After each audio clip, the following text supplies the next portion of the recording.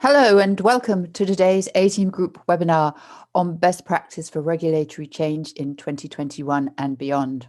My name's Sarah Underwood. I'm an editor at A-Team Group and I'll moderate today's webinar.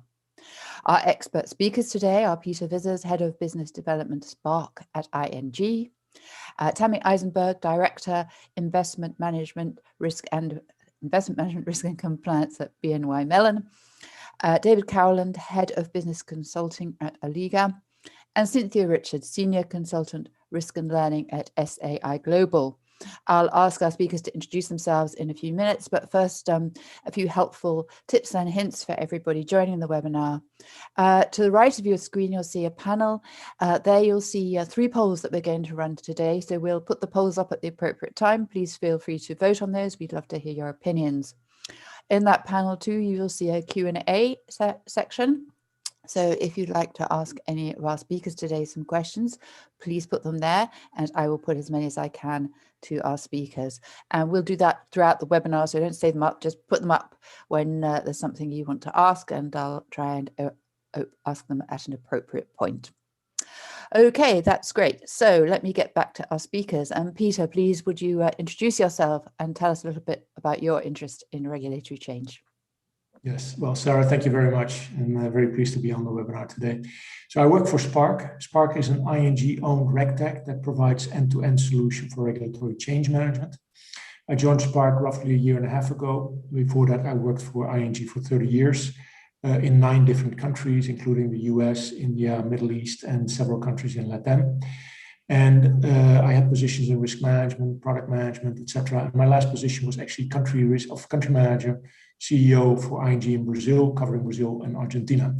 In that role, obviously, I interacted a lot with the local regulator. And so in that sense, you could actually say that that triggered my interest in regulatory compliance, and that I moved from being a regulatory compliance problem owner to a solution provider in that sense. Excellent. Thank you. Tammy. Well, I've worked on a number of different sides of things. Currently at BNY Mellon, and which is, of course, a large multinational concern. I've worked for smaller regional entities, smaller global entities, and at one point for a tech service provider, which has given me a broad base of exposure to not just the problems that we face as compliance officers, but some of the solutions that are being offered to solve them.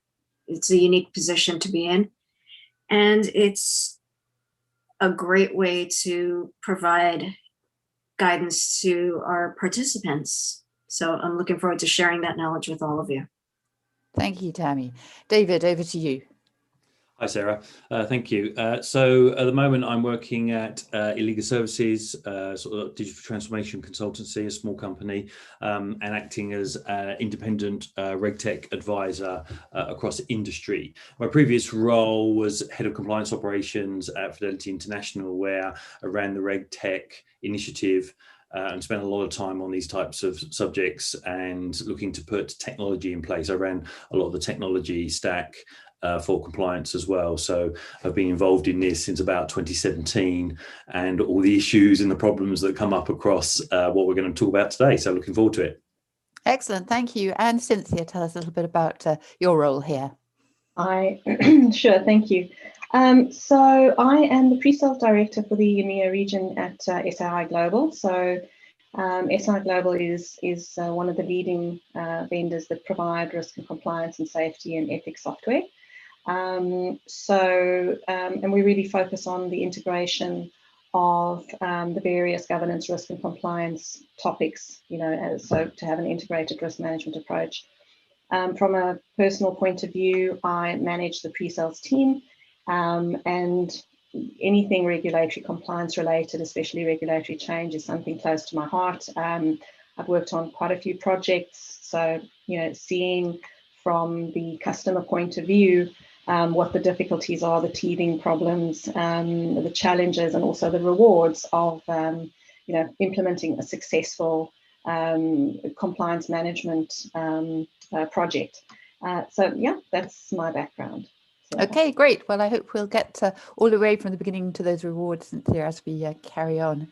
So before we start our discussion, let me ask our audience a poll question.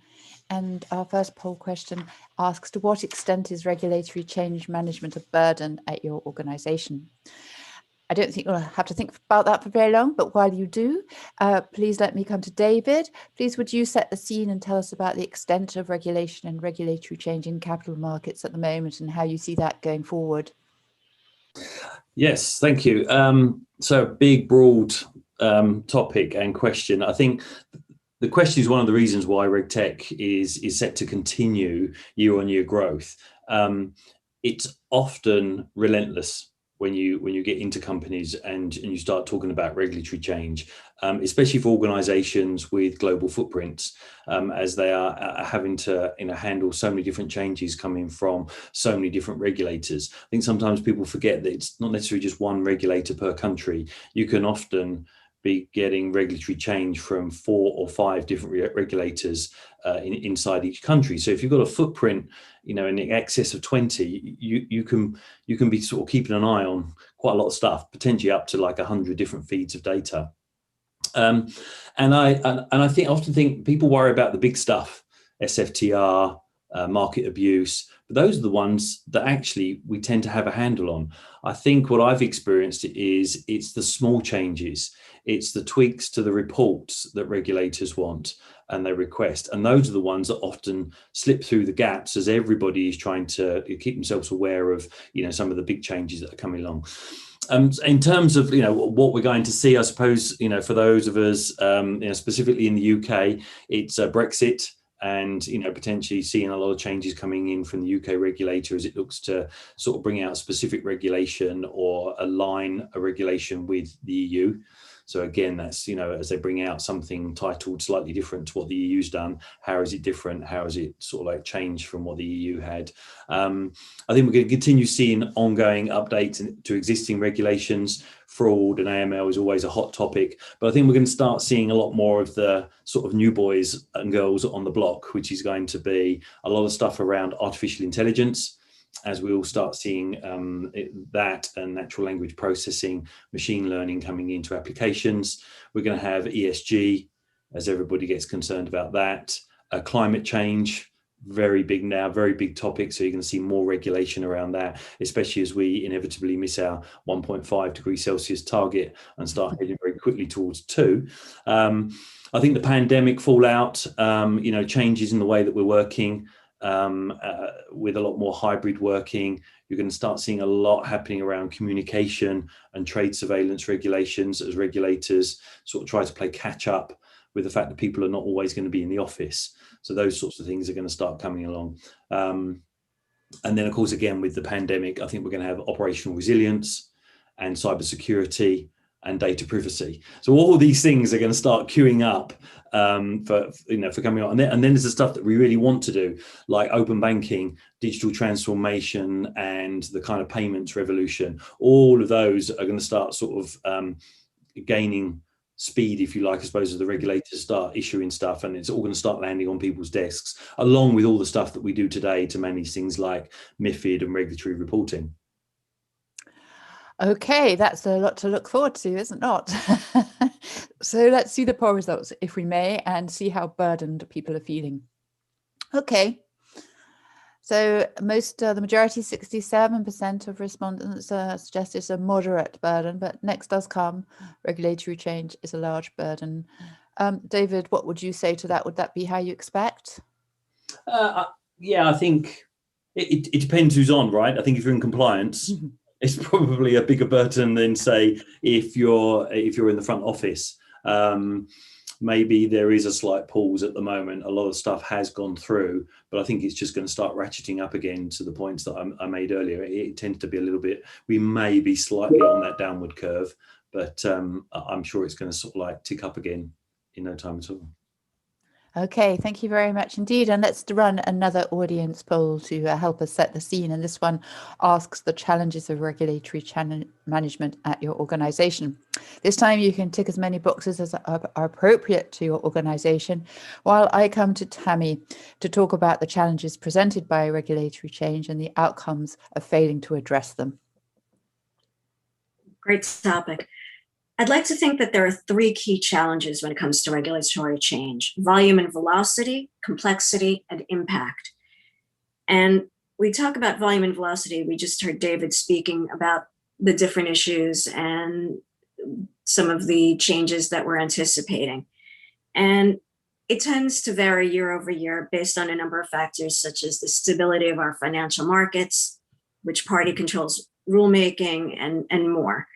And by stability of financial markets, I'm referring to situations where housing bubbles burst, predatory lending occurs, products such as cryptocurrency cause huge customer losses or expose them to significant risk, or where we see situations like GameStop, where markets move unexpectedly and through means we've never before experienced. The regulatory changes that result can be regulatory guidance, like we've seen for cryptocurrency in the US, where regulators decide what to do with it, or sweeping regulatory changes like we've seen with the US SEC's Investment Advisors Act advertising rule, which takes years of informal guidance and codifies it. In terms of volume, we've seen a number of SEC investor alerts about high risk or higher risk products like crypto, and more specifically, Bitcoin. Use of margin accounts, which came out of the GameStop volume issue, and more. And they've frequently been coming in lieu of rulemaking. So as David was saying, we don't necessarily see rules, we see smaller changes, we see guidance. And we've seen it coming formally from the SEC, and we've seen informal guidance from entities like the CFA Institute's GIPS standards for ESG investing. And that's eventually going to result in formal rulemaking from the SEC and other regulatory bodies sooner rather than later. The challenge with volume and velocity is keeping up with it and making sense of it all. In other words, firms need to look at how this information is captured, disseminated, digested, and implemented, and whether it's all being done effectively and in a time-sensitive manner. When you're dealing with a global firm operating across a number of regulatory regimes and regulated products, even something simple as documenting the processes you have in place today to identify regulatory change can be a struggle. Determining their effectiveness can become a quagmire, which brings us to complexity. Complexity of regulation adds a further dimension to the challenge.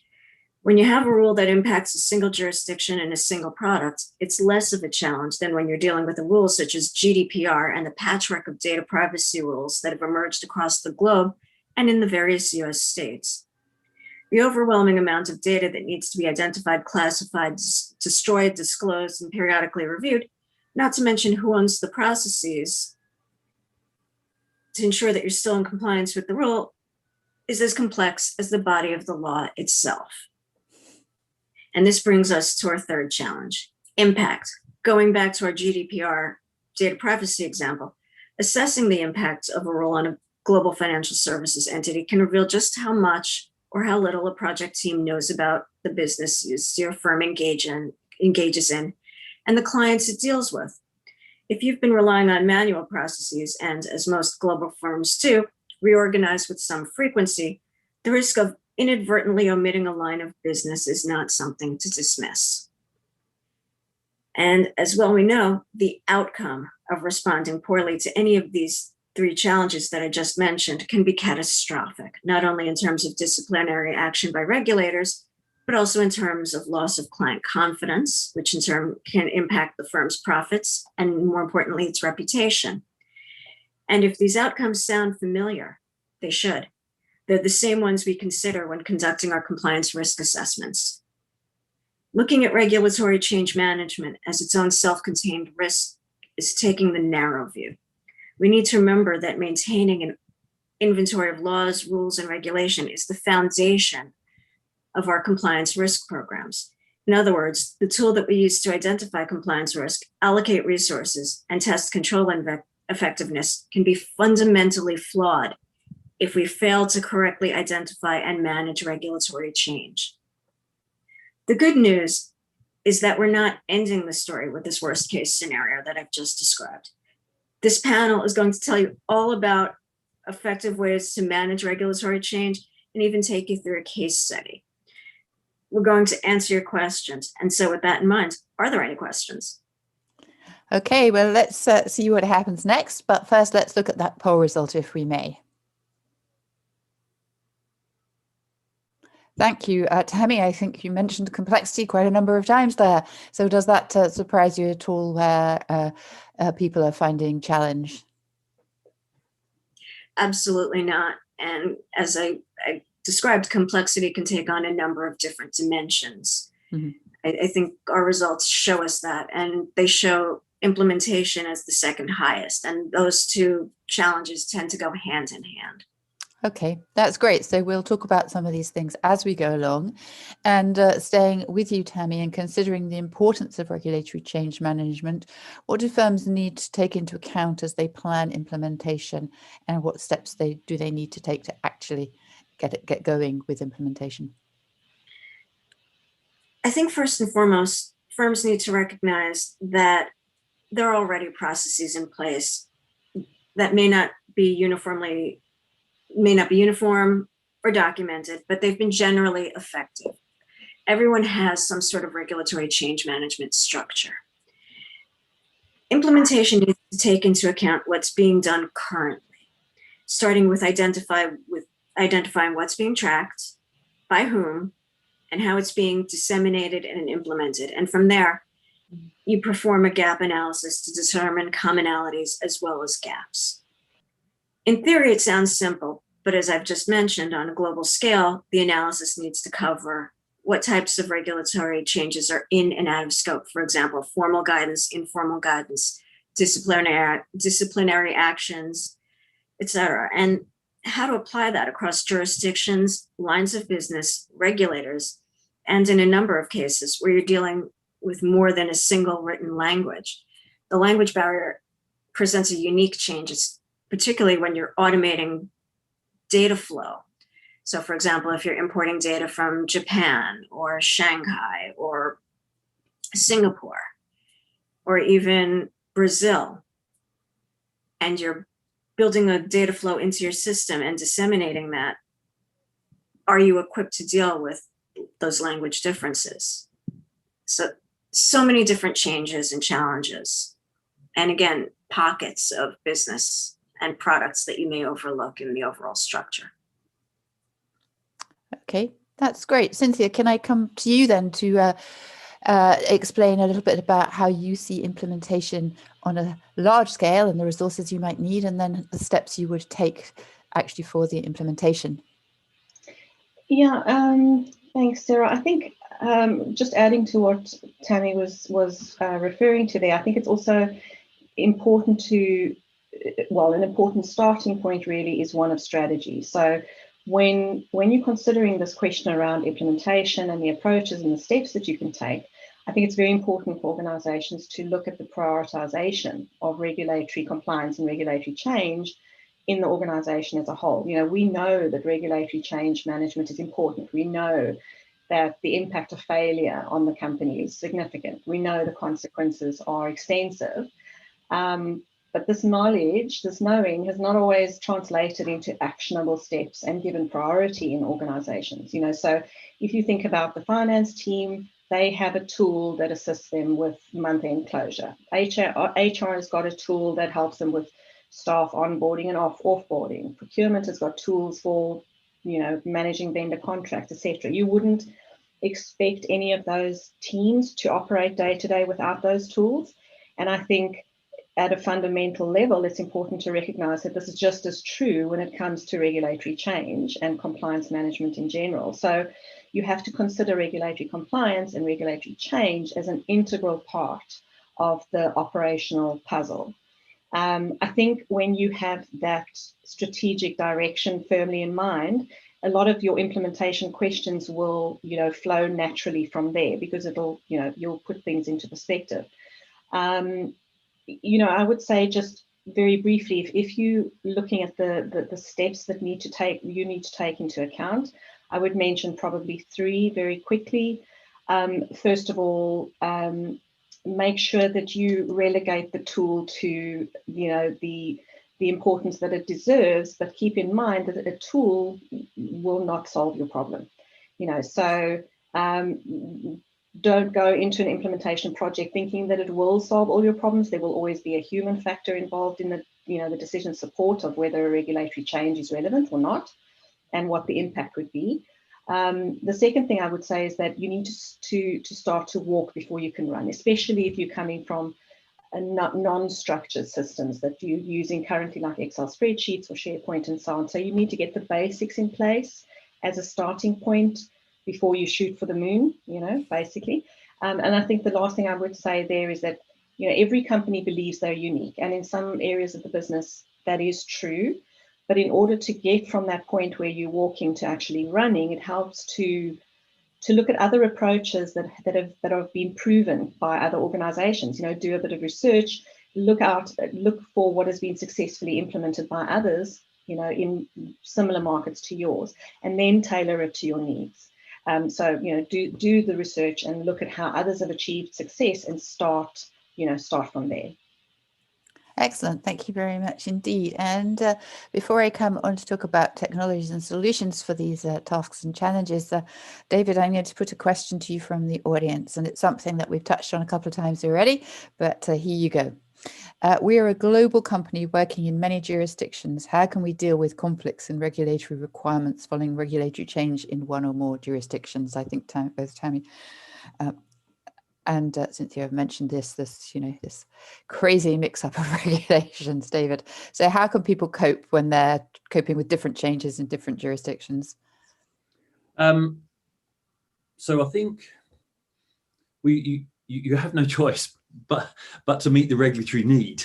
So if you're dealing with something and country 1 says you have to do X and country 2 says you have to do Y, then you have to put that in place. I think the key here is understanding what the problem is, you're trying to solve, or the exam question. What is it you've got to do? And then work out where the similarities potentially exist. Without knowing exactly what the problem is, I've seen this before, where one jurisdiction has made maybe a standard, a foundation, whereas the other jurisdiction has taken that foundation and they've applied something on top of it. And then you've got to understand both of those, and you've got to understand, to Tammy's point, what your products are, how your organization is set up, and how you get to that jurisdiction where something's different, and apply that additional regulatory need on top. And then you'll start sort of talking about how your operational teams, your technology teams, your front office will handle those additional or different requirements to how they need to do them in other jurisdictions. It's definitely not easy. And I think it's one of the areas where we could see, hopefully in the end, some global change as regulators start bringing stuff together. The FCA and a lot of the EU regulators have sort of like worked together to try and make sure that things are pretty similar. It can't be easy around the world if you've got a global footprint, and that's why some of this is so hard, because it's not like just one organization saying you need to do X. It's the entire alphabet, and sometimes they're all different, and you're trying to work out how you apply all these things to all the different jurisdictions you operate in. Yeah, I think it is. It's the regs are complex, and they're made more complex by where you are and the different jurisdictional requirements and changes at different times. It is very difficult, I agree. So coming back to you, David, let's talk about some of the technologies and tools and solutions that can support implementation of an automated and accurate and timely process for regulatory change management. And as Cynthia mentioned, I don't think it'll cover 100% of everything, but you can do an awful lot to give yourself time for the exceptions. Yes, and there's a lot of things in there: technologies, tools, solutions, and services. I think, or my belief is that there's a need to look at the overall user journey, rather than just taking things in isolation. So if you look at regulatory change and how it comes about, you look at sort of what we sometimes call, either your regulatory library or your horizon scanning, all the announcements and consultations, through to what you're then obliged to do, but then not forgetting it hits your policy management, updating your policies, and then through to your controls. I think some of the key things here in terms of technologies is working with applications, sort of APIs, so being able to tie some of your applications together so that you can follow that regulatory change through the user journey, rather than just considering, well, I've just got to do X, right? It tends to go along that journey. I think the important thing then is to have a single source of the truth, being able to store that source of the truth in a central location, but then being able to access it multiple times, whatever it is you want to be able to do. And then I think, increasingly, I'm sure Peter will come on this, increasingly starting to apply some clever technology. So not just processing, power, but also about whether we can sort of bring in artificial intelligence, the natural language processing, to sort of start sorting through stuff for the users. And then you just got to think about the user and what they need, and the people at the end who are trying to put all this together. When we're just sort of saying, right, just going to throw the horizon scanning piece over the fence to you, it's providing that kind of, it really comes back to that user journey and providing that view. If the head of the FCA stands up and says, right, we're going to set a consultation paper, you need to be able to know where in your organization that is going to affect you. And you've got to stop relying on people to do that. So that's when you kind of need the technologies, I think, to start coming along to do it. Be interesting to see what Peter has to say about it as well. Peter, over to you. Yeah, well, thank you, Sarah. And I think there's a lot of overlap in what David already mentioned, especially his starting point in terms of the overall user journey and not in isolation. That's really what I want to comment on as well, because I think if you look at the market, there's a lot of tools and solutions available that address part of the regulatory change challenge. What I think organizations really need is an end-to-end solution, an integrated solution that's also scalable for the regulatory change management. And I think that solution should cover horizon scanning, David mentioned it, risk identification, ownership, control expectations, policy creation. I say policy creation, but actually I mean it more widely. Also guidelines, whatever you want, document creation, control and procedure design and implementation, compliance reporting and assurance to the regulator, but also within the organization, obviously driven by AI, NLP technologies. You want to have an impact assessment. And I think all those solutions should cover the biggest pain points that organizations face when it comes to regulatory change management. And that is that they need a solution or the solution should bring a single source of truth. David mentioned it as well. A standardized way of working. Increasingly, we see that regulators want a standardized work methodology that allows collaboration across the organization, all departments, all lines of defense, and all geographies. And insight and control over regulators, their activities, new documents being issued, and also the obligations and the policies and the controls that you based on the regulation. And clearly the solution should provide or address the pain point of being able to prove actually how you're being compliant with regulations. And to top that off, I think it's important that you have an audit trail throughout the process. And I think a lot of the solutions currently available in the market address parts of that, points of that, and they're very good at it. And they may cover horizon scanning, cognitive workflow, policy creation. I think, speaking for Spark, what makes Spark unique is that we really cover that complete solution, an end-to-end integrated solution, addressing all those pain points that I mentioned.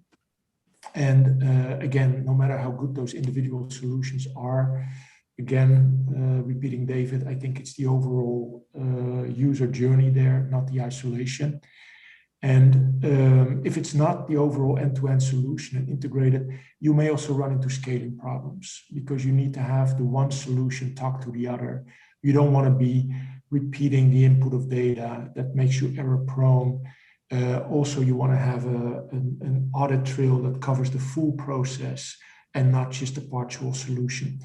So that's why I think that if you're looking for a tool, a technology, that it actually needs to cover all that. It really, it needs to cover the full regulatory change management process in that sense. It's really, Peter covers a really interesting point, because you're starting to see a lot more of that consolidation starting to happen in the marketplace. So I think go back sort of like 5 years and people were tackling obligations, or they were tackling policy or horizon scanning. But increasingly now you're starting to see companies recognize a more kind of, design thinking approach, which starts at the beginning of the user journey and knows where that user journey ends. So you're starting to see a lot of the RegTech companies starting to think, well, actually I now need to start, pulling together that end to end. And so I think you're starting to see some mergers, you're starting to see some RegTech companies starting to sort of pick up those parts of the journey. I think we'll see that increasingly, especially for the sort of regulatory change space. Okay, that's great. Cynthia, coming to you, please tell us if you feel that's important as somebody who knows a lot about this. And also both Peter and David touched on AI. It's very easy to say AI. It can bring problems with it. It can bring great advantage. So tell me first about your view on the sort of the components, and then about AI. I think everything that, that Peter and David were mentioning is very valid. Especially around having a standardized methodology, basically, or a standardized way of doing things. The idea is that the outcome for you as the organization is that you will potentially, and sometimes definitely, have to report to the regulator. And in order to do that, you need to show that you have a standardized way of doing things, and an operationalized way of doing things. So that's very important, but also the audit trail of how you got to that particular point and how you made certain decisions. So, very much agree with what they've said, and I think it leads into the topic of AI, right? Because it's a fascinating topic to everyone. We're all very excited about what AI could do, but I don't think we really understand what AI really is. So, I think it's important to keep in mind that technology is important. You have to look at the AI component, but AI and NLP on their own don't really automate your regulatory change processes. They provide a quick way to decide what to do with it. But, in other words, they augment, they help you with your decision making, but they don't automate the entire flow of your regulatory compliance. So, and you also can't put the liability, so to speak, on the computer to determine whether something is relevant or not. So there will always be a human in the loop to make that final decision. So, some of those components need to, be recognized early up when you are looking at implementing any kind of tool or technology. Okay, fine. David, what would you add there in terms of AI? We do see it coming in various forms. How can you manage it in reg change management? And as Cynthia says, where do you have to draw lines? I think generally with artificial intelligence, it's around transparency. We don't want any sort of, closed loops where nobody kind of understands what's going on. And there's a lot of discussion going on around the ethics around artificial intelligence. I think the thing we've got to remember is, it's the word artificial, but it's actually built by humans, and humans with all their frailties and with all their biases. So what we have to do when we're doing this is not just sort of let AI loose and let it go, but is putting the right framework in place and the right ethical conditions in place. How is the AI built? How are the biases being dealt with? How are we dealing with the data? We have to remember here that artificial intelligence is not the same as your ordinary computer, which is just going through a number of cycles of yes or no. This is something that can learn, and it's learned based on data, but the data is pulled together by humans. So the data has to be it has to be open. You have to understand where you're getting the data from. We've all read in the newspapers about, how we've seen that bias for certain parts of society. So I think, it will help, and because we're dealing with words here, right, not numbers. This is regulation, words, and we need artificial intelligence to come along to break up that regulatory document and understand which parts of it need to go to who and need to be triaged by who. So we need that artificial intelligence to come along to help us do that, but we have to have somebody in the loop protecting us for it. And to Cynthia's point of view, I think it won't do everything. What it's looking to do is take the heavy lift away from your compliance officers and let them do the clever stuff, which is the insight. If all they're doing is trying to sort of like crank the handle and gather all the data, that's a bit of a waste of time with an expensive compliance officer. So it's good that AI is coming. We just need to make sure that we've got the right controls, oversight and governance in place as we start rolling it out, I think. Okay. Yeah, I actually heard it described the other day, David, as looking at working from a glass box approach rather than a black box approach. So a glass box approach assumes that there are rules that are set by humans about how to do more automated decisions and support. But for you as a human to understand what those rules are, you can't simply just buy a black box from a third party and assume that that'll do it for you. But it doesn't give you visibility on how that process came about. You have to understand how this relates to your internal records, your internal policies and procedures, your internal landscape, your external threats and opportunities, all of those good things. And how about, how the change affects all of that before you make a decision. And a big part of that is having visibility, as you said, of how exactly were those rules put together. And if later the regulator comes to you and says, how did you make that decision? You're able to follow that audit trail back and say, this is how the algorithm works, but this is how we made the decisions. Okay, thank you very much. And another point that we have touched on earlier around control and risk, and coming to you, Peter, what are the considerations around connecting regulatory obligations to controls, risks and policies to facilitate these changes? Obviously, they are not in the company in isolation. How can you make all that happen together? Well, Sarah, actually, I think that's key. And when I was country manager in Brazil, interacting with the regulators, I would frequently get the question like, okay, we issued so-and-so regulation 3 years ago. Show me, how did you incorporate it into your local policies, etc. Frankly, that was always a challenge. And I'm sure that most of you will recognize that point. So I think it all starts by connecting the regulatory document or documents to requirements, obligations, controls, risks, etc. And not just in order to create that audit trail and to be able to show your compliance, but also for reasons of impact assessment. And it was mentioned before, but what do I mean with impact assessment? You want to know, let's say there's a new version of the regulation that came out. So you want to have delta management. You want to know what's the difference from the previous version. But more than that, and that just being kind of at document level, you want to know what impact does that change have in the internal policies and documents that I created on that original regulatory document. And only if you establish those connections between those, I call it objects, you can trace it back and you can do an impact assessment.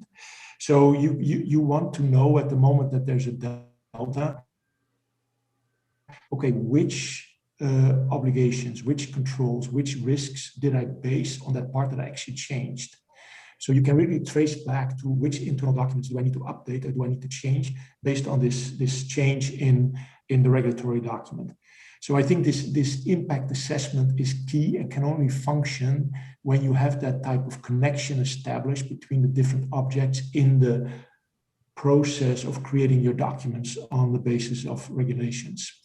And actually, this point also goes back to what was mentioned earlier on the call. Sometimes organizations, either from their geographical spread or departments, they still tend to operate in silos. So regulatory documents may be interpreted and processed within one part of the organization and created and turned into policies. But an impact of a regulatory change can then go across these departments or geographies. So if you establish these connections, regardless of where a document was created, whether it was in Brazil or in Japan, you will still be able to trace back the change in the regulatory document through these connections that you established to which documents were created on the basis thereof and where you need to take action, be it in Japan, be it in Brazil, wherever. And actually, if I take that impact assessment a step further, you may want to look at the change, not just at document level or the impact assessment, but also the change in the one law may have resemblance to other laws or regulations. Even that you want to determine. I mean, GDPR was mentioned before. Let's say that there's a change in the PSD2 in payment services and it comes to privacy of documents. Well, actually, that change may have an impact on other laws as well. So in that sense, you want to conduct your impact assessment as well. So to conclude, I think for regulatory change management, it cannot do without establishing these connections between the various objects, be it requirements, obligations, controls, risks, etc. And I'm not even touching upon, being able to monitor the controls and do assessments thereof if you don't have those links. So for me, it's crucial in the whole process. Thank you. Cynthia, what would you add there?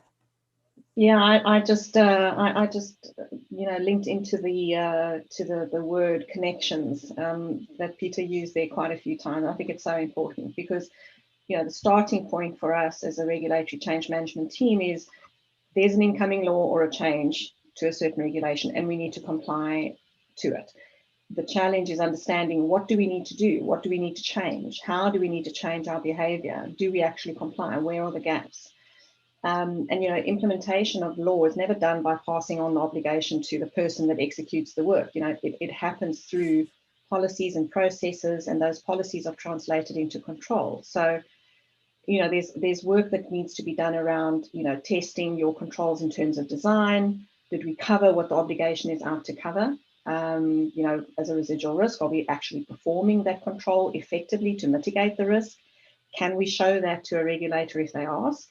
And those questions can only be answered through, for example, control attestations. In addition to the impact assessment that Peter was talking about, we also have to show evidence of control effectiveness.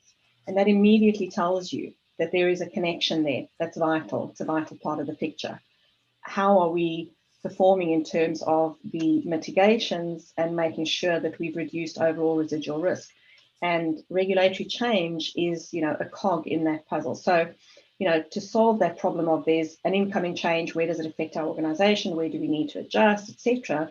You do have to have visibility around how do we translate incoming changes to operationalizing the actual coverage of that obligation through the first line, and the second line functions as part of the internal control framework. So I would add that perspective. Okay, that's great. Coming back to you, Peter, can you kind of wrap up some of these issues we've talked about and run us through a quick case story of a company that's achieved regulatory change management successfully? Yeah, I would be happy to do that, Sarah. So I kind of want to take an example of a regulatory change management process that we completed with Spark within ING. And I want to take the example of the market abuse policy that was created. So I kind of want to walk through the whole process. So it all started with the horizon scanning. So making sure that the regulatory authorities and the type of communications that the team responsible for the market abuse policy wanted to follow.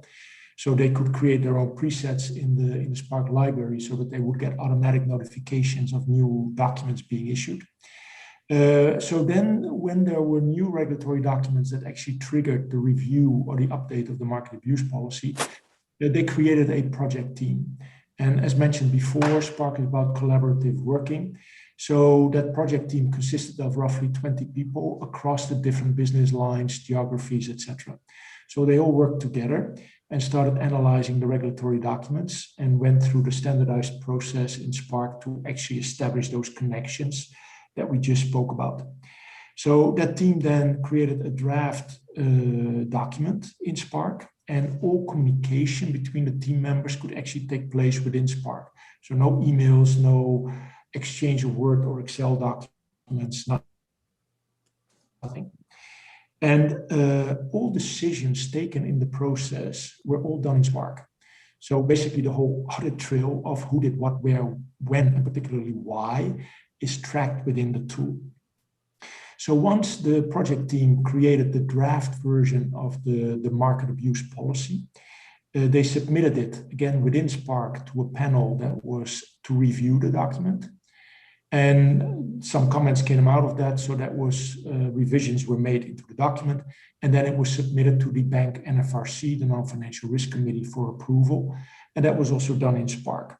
So that kind of completed the process of the horizon scanning that was relevant for the update of this market abuse policy, and also the creation of the document, the establishing of the links, etc., and the whole audit trail that was created in the process of doing so.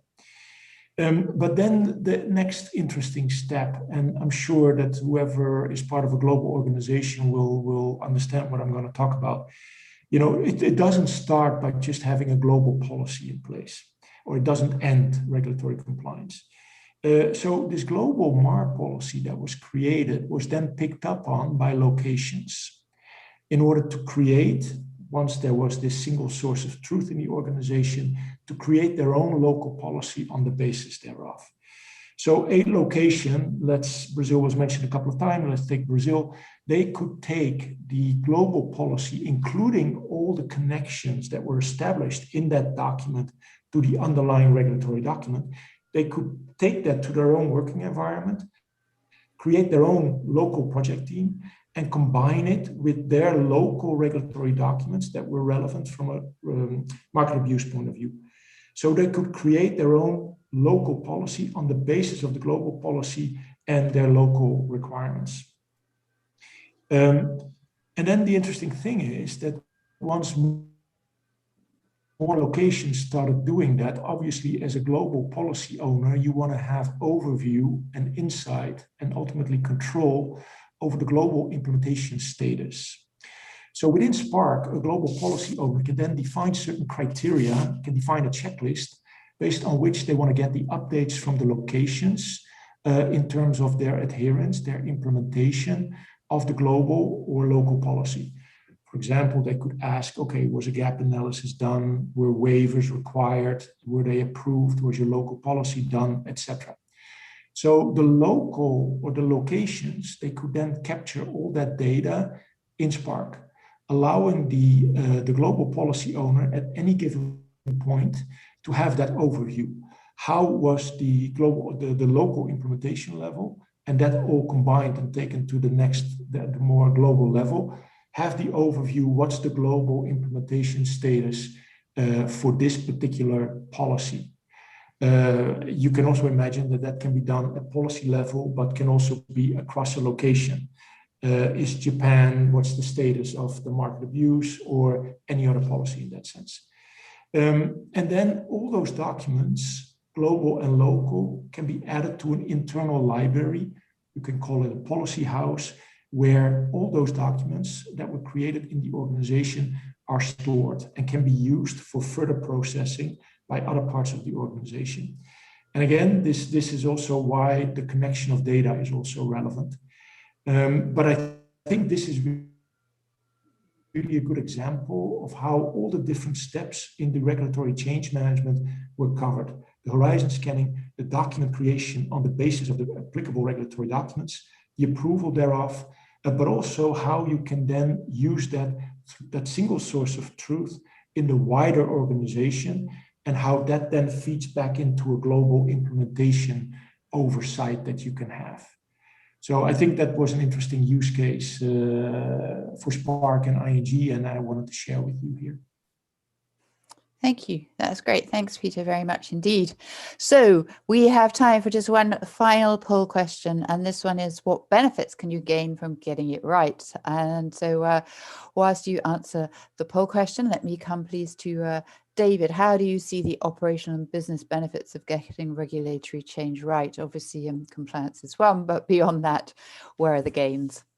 Well, clearly avoiding regulatory sanction and not ending up on the front of the various financial newspapers would be good. I think, by meeting regulatory change, it's one of those things where you don't want to be on the regulator's radar. So demonstrating compliance with the changes in a timely fashion rather than sort of like missing deadlines. I've been involved in this for a while and have seen companies that have missed their deadlines and suddenly find themselves front and center with the regulator asking why after 18 months they weren't able to get something ready when everybody else could. So I think that's, it makes you look good. It also demonstrates that you're in control in terms of your overall business. I think one of the business benefits is your ability to continue selling your products. I came across a case once where a company had failed on its AML policies and procedures, and the regulator had shut them down from selling any of their products until they resolved all of the issues. And I remember having the conversation with actually a business analyst who'd gone in to help. And there were about 4,000 staff, and they were just all sat around with nothing to do until they sorted out the problem. So, continuing to sell your products would probably be a good business benefit. But I think also it's about taking advantage of the changes and how you can potentially get ahead and start to improve your offering if the regulation is starting to free you up in certain areas or allow you to do certain things. Whenever you don't do this process well, what I've found in my experience is it becomes a nightmare internally. You're just sucking staff out of every area to try and get the regulatory change over the line.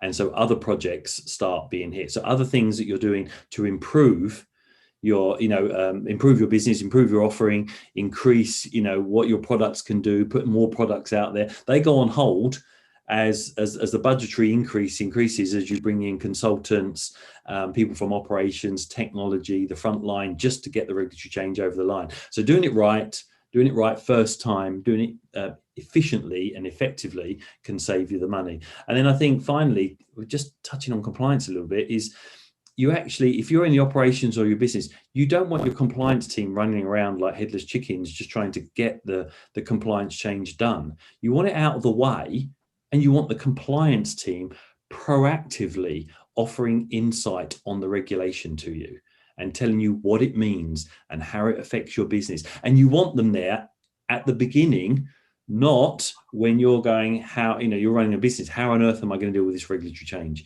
You want compliance there as a partner, providing you with that insight. So I think that's kind of, where you want, getting it right, that's where it ends up, is it does affect your business overall. And people sometimes, I think, forget that those changes can affect their business quite substantially.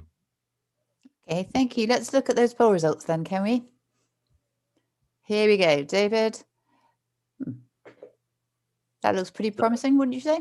Yeah, definitely. I mean, that's kind of where we would expect it to be, right? People don't often see it as a business benefit, but I think sometimes you get the operations right, and it kind of feeds through to your business, right?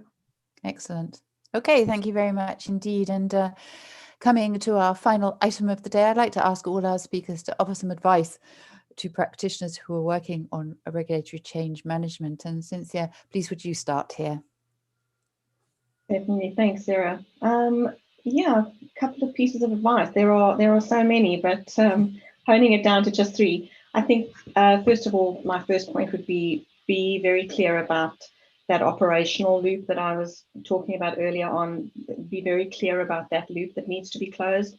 We've all spoken about it. It starts with understanding your obligation, having it documented in a central place, understanding the related impact points and control effectiveness, addressing the failures to get to the point where you comply. So take that whole loop into consideration.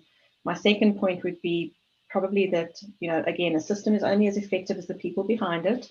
So make sure while you're implementing compliance and regulatory change in your organization that you incorporate accountability and visibility for the people who are involved in using a tool. And finally, consider the integration points and the connection points that Peter was mentioning. There's a lot of data that needs to come together from different sources, internally and externally, and that will most likely need quite a bit of preparation.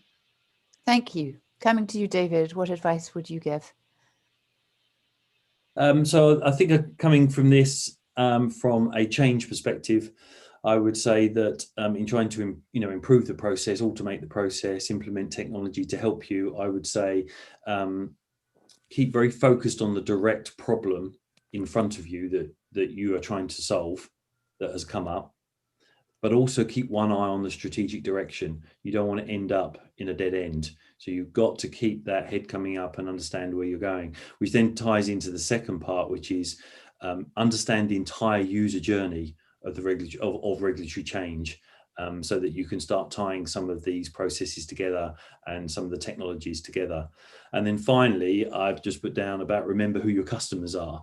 Often it can be, it's the front office who have to then pick up the regulatory change in terms of how they're running your business and generating your revenue, even though you're the one maybe in compliance or operations who's responsible for making that regulatory change happen. It helps if you bring them along on the journey. These changes are necessary, they're important to your business, so it's important to bring everybody along that journey. Excellent, thank you. Tammy, what would you recommend here? My co-pilot and I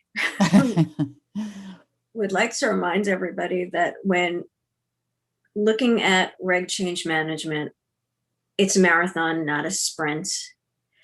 And there is a temptation to boil the ocean when encompassing all the regulations and interpretations, formal, informal guidance, and market events, and compile them into your system. Sometimes you need to slow it down and start small before scaling up in order to understand whether or not you're working effectively when implementing a solution. Start in a single jurisdiction, start with a single regulator or a single product type, if that makes sense as your pilot program. It's too easy to work on it theoretically and then roll out a solution and say we've captured everything, and only to find out that someone missed a regulator, missed a business line, or missed something else that was critical. And you've rolled out your system, and now you have to go back to square one and rethink, or go back to your vendor and start adding things that were out of scope when you first started implementing. And you're going to add cost, both dollar cost and human capital cost. And I think that goes back to the point about taking time away from other projects. Putting a horizon scanning and a reg change management process in place is a bear. It's something for a company the size of BNY Mellon took us well over 18 months to roll out on a pilot process. And that's us, we're not nearly as complex as, say, some of the other global banks. So putting that in first and foremost, think hard about the problem you're solving and how you're going to approach it, and how to take the most rational approach to get buy-in from the people that are going to need to operate and work with these tools on a daily basis. Thank you. And a few final words from you, Peter, please. One of my advices would be, don't rely too much on artificial intelligence or whatever technology. Make it work for you, but always apply your expert knowledge in the process. I think with all the open-ended regulations coming your way, I think that's crucial. Also, my advice would be look for an integrated end-to-end solution to really achieve all these effectiveness and efficiency gains in the regulatory change process that we've been talking about. And lastly, I would say be prepared. David mentioned a moment ago, you don't want to be on the radar screen of the regulator for the wrong reason. So don't wait for that to happen. I don't think you can still ask yourself the question, do I need to look at tooling? The complexity, the frequency, and everything of regulations, the increase of the pressure from the regulatory environment is only increasing. It's not going to go away. Regulators becoming ever more demanding in their requirements, also in terms of reporting. So don't wait until the regulator starts asking questions or you're being fined for something. Be prepared and start looking for a solution. Thank you very much, and thank you to all our speakers for sharing their expertise and experience. It's been an interesting conversation today. Thank you too to SIAI Global for sponsoring today's webinar. Before we close up, just a quick note that if you scroll down your screen to additional options, you'll see some A-Team resources that may be of interest. You can register for our September briefing, ESG Data Management, a Strategic Imperative. Download our latest regulatory handbook, which will give you more ideas, I'm sure, about regulatory change. And sign up for our next webinar, which will cover fighting fraud and financial crime with RegTech. That said, that's it for today. So thank you again to Tammy, Cynthia, Peter, and David. And thank you to all of you who've taken part in the webinar.